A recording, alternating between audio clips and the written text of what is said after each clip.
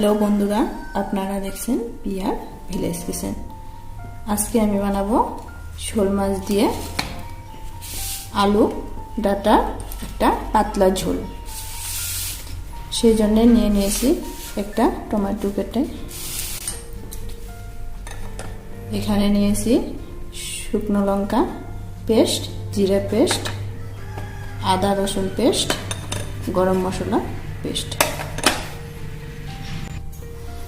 এবার আমি মাছটাকে লবণ হলুদ দিয়ে রেডি করে নিব।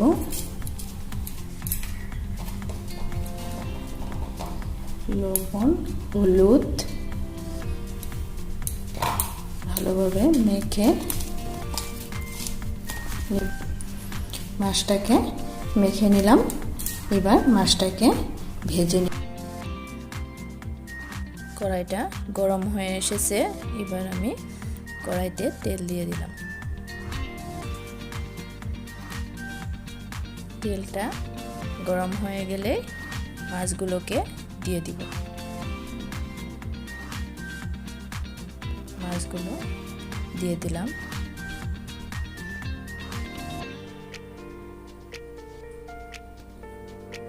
মাছগুলো ভালোভাবে ভেজে নিব।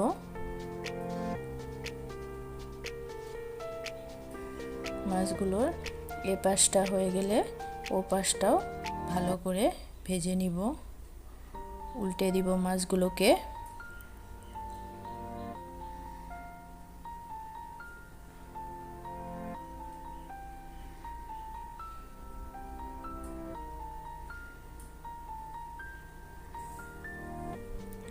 মাছগুলো ভাজা হয়ে গিয়েছে, এবার তুলে নিব।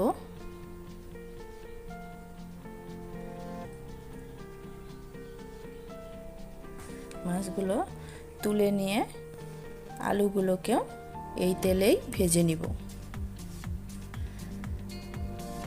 আলুগুলো দিয়ে দিলাম।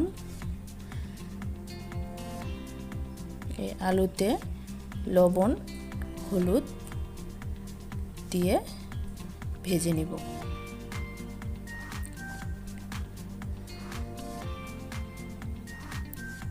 লবণ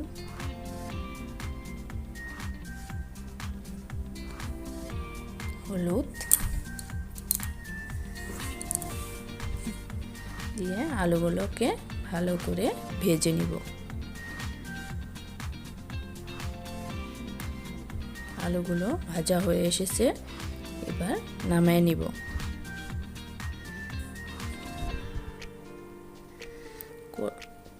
কড়াই বসিয়ে দিয়েছি। কড়াইতে তেল দিয়ে দিলাম। এবার ফোড়ন দিব। ফোড়নে দিলাম শুকনো লঙ্কা দুটো, তেজপাতা, গোটা জিরে। ফোড়নটা এসে গেলেই এতে আমি দিয়ে দিব মশলাগুলো। শুকনো লঙ্কা বাটা, জিরে বাটা, আদা রসুন বাটা দিয়ে দিলাম। দিয়ে মশলাটাকে ভালোভাবে কষিয়ে নিব।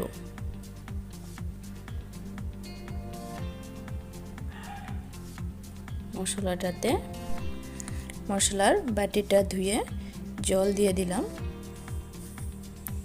জল দিয়ে খানিক সময় নাড়াচাড়া করে ভালোভাবে কষিয়ে নিলাম মশলাটাকে। এবার মশলাটার থেকে তেল ছেড়ে দিয়েছে।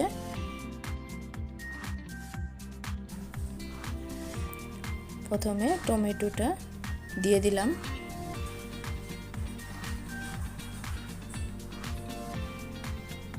টমেটোটা দিয়ে অল্প সময় নাড়াচাড়া করে সবজিগুলোকেও দিয়ে দিব।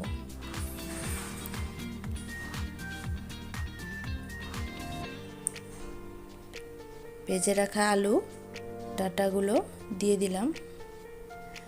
দিয়ে মশলাটার সঙ্গে ভালোভাবে মিশিয়ে নিব। মিশিয়ে নিয়ে এতে পরিমাণ মতো লবণ দিয়ে দিলাম। হলুদ দিয়ে দিলাম,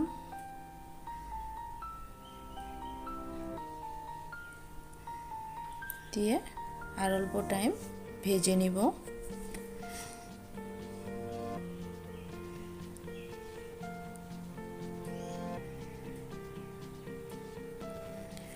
ভাজা হয়ে আসছে, এবার পরিমাণ মতো জল দিয়ে দিব।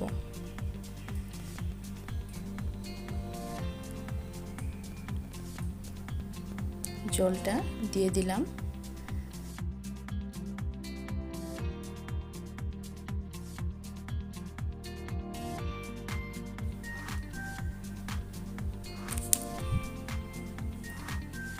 ঝোলটা ফুটে এসেছে, আলুগুলোও প্রায় সিদ্ধ হয়েই এসেছে।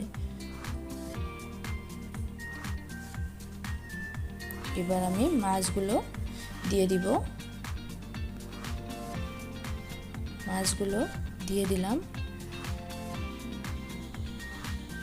মাছগুলো দিয়ে অল্প নেড়ে চেড়ে মিশিয়ে নিলাম।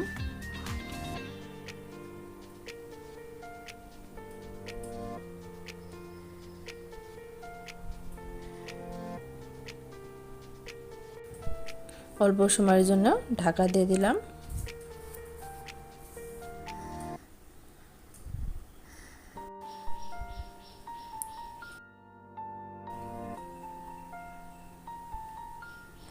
আলুগুলো সিদ্ধ হয়ে গিয়েছে। এবার এতে আমি গরম মশলাটা দিয়ে দিলাম।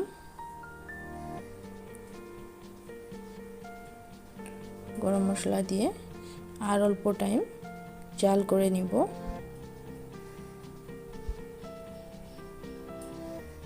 গরম মশলাটা ভালোভাবে মিশিয়ে নিলাম।